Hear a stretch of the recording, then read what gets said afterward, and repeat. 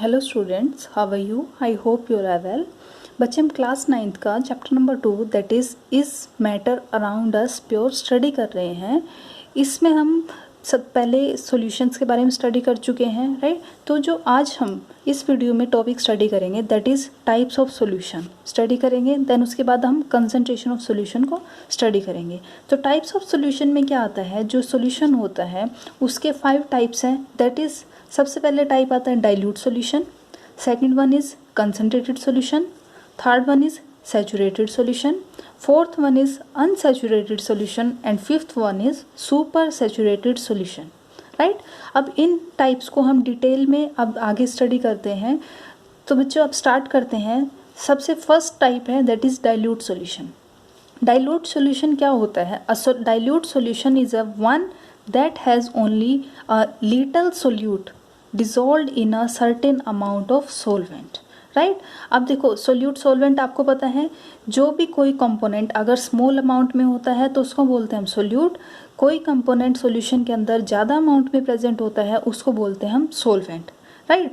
तो यहाँ पर डाइल्यूट सॉल्यूशन क्या होता है? वो सॉल्यूशन जिसके अंदर जो सोल्यूट हो वो काफ़ी कम मात्रा में हो, मीन्स काफ़ी a little solute dissolved in a certain amount of solvent. Means उसके अंदर क्या होगा, सोल्यूट की तो अमाउंट काफ़ी कम होगी लेकिन सोलवेंट की अमाउंट काफ़ी ज़्यादा होगी। उसके बाद जो आपको सोल्यूशन मिलेगा उस सोल्यूशन को बोलेंगे डाइल्यूट सोल्यूशन। क्लियर? ठीक है। आपको एक चीज़ ध्यान रखनी है कि जो सोलवेंट होगा, हमेशा आपको ये ध्यान रखना है कि जो सोलवेंट, ये ज़रूरी नहीं है कि हमेशा वाटर हो। सोलवेंट कुछ भी हो सकता है, अल्कोहल भी हो सकता है, कार्बन टेट्राक्लोराइड भी हो सकता है, कुछ भी हो सकता है। ज़रूरी नहीं है कि आपका जो सोलवेंट हो वो हमेशा वाटर ही हो। क्लियर? अब नेक्स्ट आता है concentrated solution. Concentrated solution is the solution in which the solute is more than the solvent, it is called concentrated solution. Means ऐसा सॉल्यूशन जिसके अंदर सोल्यूट की अमाउंट सोलवेंट से ज़्यादा हो तो उसको हम बोलेंगे कंसनट्रेटेड सॉल्यूशन। क्लियर बच्चे? ठीक है। अब एक टर्म है, छोटी सी टर्म, आप बीच में देखो इसको, सोल्युबिलिटी। सोल्युबिलिटी का मतलब क्या होता है? कोई भी सब्सटेंस है उसकी सोल्युबिलिटी क्या होती है? सोल्युबिलिटी का मतलब होता है amount of solute present in the saturated solution at this temperature is called solubility. Means एक सैचुरेटेड सॉल्यूशन है, अभी हम थर्ड टाइप स्टडी करेंगे। उस सैचुरेटेड सॉल्यूशन के अंदर जितनी भी अमाउंट सोल्यूट की प्रेजेंट हो, राइट, तो उसको बोलते हैं हम उसकी सोल्युबिलिटी। क्लियर बच्चे? ठीक है। अब हम स्टार्ट करते हैं next type that is saturated solution. Saturated solution क्या होता है? Eight any particular temperature a solution that has dissolved as much solute as it is capable of dissolving। Means किसी पर्टिकुलर टेम्परेचर पर, सपोज करो 35 degree Celsius है, उस पर अगर हम कोई सोल्यूट ऐड कर रहे हैं सोल्यूशन के अंदर, एक लिमिट के बाद उसके अंदर वो सोल्यूशन कैपेबल ना हो उसको डिज़ोल्व करने में, right? Means at any particular temperature a solution that has dissolve as much solute, means जितना डिजोल्व होना था वो डिजोल्व हो चुका है सोल्यूट, और अगर आप अमाउंट डालोगे उसमें सोल्यूट की तो वो आगे फर्दर डिजोल्व नहीं होगी, तो उस सोल्यूशन को बोलते हैं हम सैचुरेटेड सोल्यूशन। मीन्स कह देते हैं ना कि सैचुरेशन पॉइंट आ गया, राइट? तो सैचुरेशन पॉइंट का मतलब क्या है कि अब फर्दर उसके अंदर और सोल्यूट उस पर्टिकुलर टेम्परेचर पर, मीन्स 35 ही रखना है आपको। अगर टेम्परेचर बढ़ाओगे तब तो डिसोल्व हो जाएगा, लेकिन 35 डिग्री सेल्सियस पर ही अगर आप और डालोगे तो वो फर्दर डिसोल्व नहीं होगा। क्लियर? एक और डेफिनेशन है, when no more solute can be dissolved in a solution at a given temperature is called a saturated solution. Means कोई ज़्यादा और अमाउंट हम नहीं ऐड कर सकते सोल्यूट की किसी भी सोल्यूशन में किसी पर्टिकुलर टेम्परेचर पर, राइट? मीन्स टेम्परेचर आपको सेम रखना है, ये इंपॉर्टेंट बात है। Eight a given temperature, temperature आपको हमेशा सेम ही रखना है। क्लियर? अब देखो बच्चे, जो ये सैचुरेटेड सॉल्यूशन है, इसकी जो सैचुरेशन पॉइंट आता है, इसको कौन कौन से फैक्टर्स अफेक्ट करते हैं, ये आपके क्वेश्चन आ सकता है एग्जाम्स में। डिफाइन करो saturated solution and the factors affecting the point of saturation. तो आपको देने हैं, first one is temperature, second one is finally divided solute possess greater solubility. देखो, सबसे फर्स्ट आता है टेम्परेचर। टेम्परेचर का मतलब क्या है? जैसे ही आप टेम्परेचर बढ़ाओगे तो क्या होगा, और ज़्यादा सोल्युबिलिटी बढ़ जाएगी। मीन्स टेम्परेचर बढ़ाते ही आप और सोल्यूट डालोगे तो वो भी क्या हो जाएगा, डिसोल्व हो जाएगा। तो टेम्परेचर का इफेक्ट पड़ता है इस पर, ठीक है। अब नेक्स्ट वन आता है फाइनली डिवाइडेड सोल्यूट। मीन्स जो आपका सोल्यूट है अगर वो फाइनली डिवाइडेड है, मीन्स छोटे छोटे पार्टिकल्स है, बिल्कुल माइन्यूट पार्टिकल्स हैं, तो वो क्या करते हैं, सोल्यूबिलिटी ज़्यादा होती है उनकी। Clear, means possess great solubility. Clear. अब इसके बाद एग्जाम्पल्स देखो, हमारी एवरीडे लाइफ में सैचुरेटेड सॉल्यूशन के एग्जाम्पल क्या क्या होते हैं। बेवरेजेस में जैसे आप जो भी कोल्ड ड्रिंक्स पीते हो, सोडा पीते हो, उसके अंदर कौन प्रेजेंट होता है, CO2 होता है। और वो किस टाइप से प्रेजेंट होता है, as a solute. Means water की अमाउंट एज ए सोलवेंट ज़्यादा होती है, सोल्यूट वहाँ पर किसका काम करता है, CO2 एज ए सोल्यूट काम करता है। क्लियर। दूसरा एग्जाम्पल देखो सोयल का। सोयल के अंदर क्या प्रेजेंट होता है, एयर प्रेजेंट होता है, दैट इज़ नाइट्रोजन प्रेजेंट होती है। तो जो आफ्टर सैचुरेशन पॉइंट क्या होता है, जितनी भी एक्सेस ऑफ नाइट्रोजन होती है वो वहाँ से क्या होती है, निकल जाती है। क्लियर। क्यों, क्योंकि एक उस सोयल का भी एक सैचुरेशन पॉइंट होता है कि एक लिमिट तक ही वो अपने अंदर नाइट्रोजन गैस को एब्जॉर्ब कर सकती है। उससे ज़्यादा लिमिट होने पर क्या होगा, लिमिट से ज़्यादा आप क्या करेंगे, अगर उसमें नाइट्रोजन ऐड करेंगे तो वहाँ से नाइट्रोजन गैस निकल जाएगी। मीन्स उसके अंदर और ज़्यादा गैस एब्जॉर्ब नहीं होगी। क्लियर बच्चे, ठीक है। तो यहाँ से हमने एग्जांपल्स देखे सैचुरेटेड सॉल्यूशन के। क्लियर। अब इसके बाद आता है अनसैचुरेटेड सॉल्यूशन। अनसैचुरेटेड नाम से ही पता चल रहा है कि जो सॉल्यूशन सैचुरेटेड ना हो। Means if the amount of solute contained in a solution is less than the saturation level. Means अगर आप जो सोल्यूट लेकर चल रहे हो किसी भी सॉल्यूशन के अंदर, उसकी अमाउंट सैचुरेशन लेवल से कम हो तो उसको हम बोलेंगे अनसैचुरेटेड सॉल्यूशन। क्यों, क्योंकि सैचुरेशन लेवल में तो क्या था, एक पर्टिकुलर टाइम के बाद उसमें सोल्यूट का एडिशन नहीं हो सकता था। मीन्स लेकिन ये वो पॉइंट होता है सैचुरेशन लेवल से पहले का, राइट। तो इसलिए इस सॉल्यूशन को बोलते हैं हम अनसैचुरेटेड सॉल्यूशन। क्लियर। अब नेक्स्ट आता है, इसके एग्जांपल्स देखो। Salt dissolve in water. Simply आपको पता है अगर आपने पानी के अंदर सोल्ट को डिजोल्व कर दिया तो वो कैसा सॉल्यूशन बन गया है, अनसैचुरेटेड सॉल्यूशन। लेकिन जब एक ऐसा टाइम आ जाए कि हम और डालते जाए उसके अंदर सोल्ट, वो फिर डिजोल्व ना हो एक पॉइंट पर आकर, तो उसको बोलेंगे हम सैचुरेटेड। लेकिन इससे पहले का जो भी सॉल्यूशन होगा उसको बोलेंगे हम अनसैचुरेटेड सॉल्यूशन। क्लियर। नेक्स्ट देखो gaseous solution.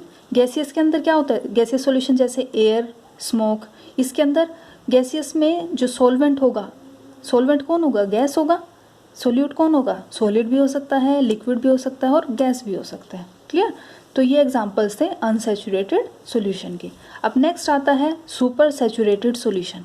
Super saturated solution is a solution which contains more dissolved solute than required for preparing a saturated solution. Means एक सॉल्यूशन जिसके अंदर ज़्यादा डिजोल्व्ड सोल्यूट हो, अगर आपको कोई सैचुरेटेड सॉल्यूशन बनाना है उससे भी ज़्यादा अगर आप उसके अंदर सोल्यूट डिज़ोल्व कर देते हैं तो वो क्या बन जाता है, सुपर सैचुरेटेड सॉल्यूशन बन जाता है। मीन्स सैचुरेटेड सॉल्यूशन के बाद अगर आप और ज़्यादा सोल्यूट उसके अंदर ऐड करोगे, उसके बाद जो आपका सॉल्यूशन बनेगा उसको बोलते हैं हम super saturated solution. Super means saturated से भी ऊपर, that is super.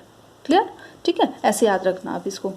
This solution can be prepared by heating a saturated solution, adding more solute and then cooling it gently. Means क्या करेंगे, आपके पास saturated solution होगा, उसके अंदर हम और क्या डाल देंगे, और ज़्यादा solute डाल देंगे और फिर उसको क्या कर देंगे, हम ठंडा कर देंगे।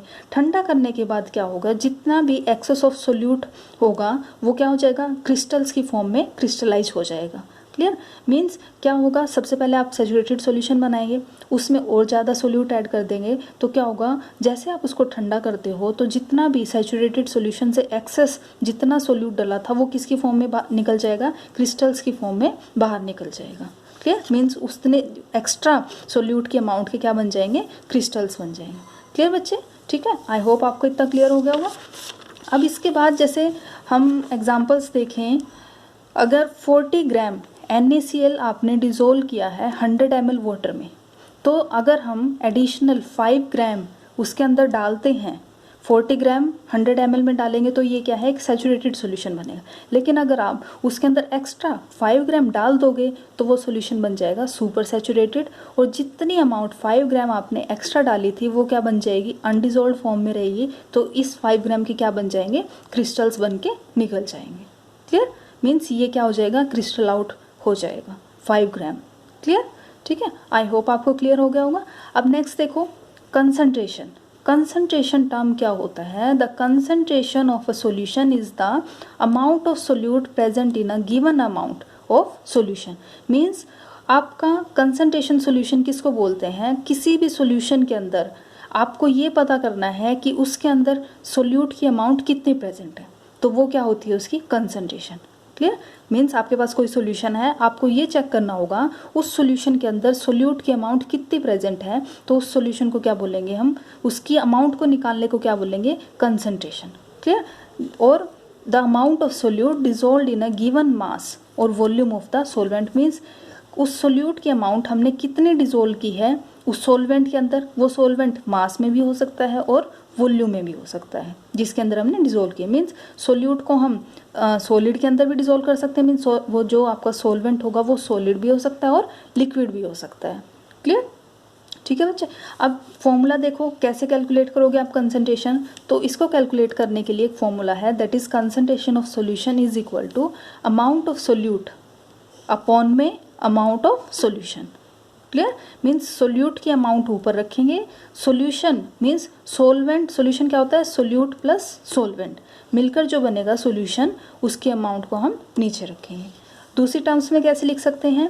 अमाउंट ऑफ सोल्यूट, सोल्यूट की अमाउंट ऊपर रखें, या फिर नीचे हम क्या रखेंगे? अमाउंट ऑफ सोलवेंट, जिसके अंदर हम उसको डिसॉल्व करेंगे उसकी अमाउंट को हम नीचे रखेंगे। क्लियर? ठीक है, आई होप आपको क्लियर हो गया होगा ये। अब देखो बच्चे, इससे रिलेटेड हम न्यूमेरिकल्स देखते हैं। अगर हमें कंसंट्रेशन निकालनी है तो कैसे होंगे, फॉर्मूलाज कैसे लगाएंगे? दो टाइप से लगाएंगे। आपके जो 9th क्लास का लेवल है यहाँ पर हम दो फॉर्मूलाज का यूज करेंगे, लेकिन जब आप हायर क्लासेस में हो जाओगे अपनी, वहाँ पर और भी ज़्यादा फॉर्मूलाज का यूज करोगे। अब देखो फॉर्मूलाज कौन कौन से हैं। फर्स्ट फॉर्मूला आता है mass by mass percentage. Means आपका सोल्यूट का भी, मीन्स यहाँ पर मास बाय मास परसेंटेज में क्या होगा? आपका सोल्यूट भी का भी मास लेंगे और जो नीचे सोल्यूशन होगा उसका भी मास लेंगे। Right? That is mass of solute upon mass of solution into 100। Clear?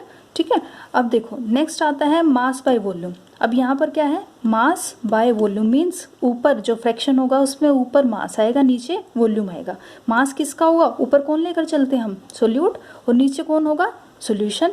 तो मास लेकर चलेंगे हम सोल्यूट का, वॉल्यूम लेकर चलेंगे हम सॉल्यूशन का, और इनटू 100 किस लिए? क्योंकि हम क्या निकाल रहे हैं? परसेंटेज निकाल रहे हैं।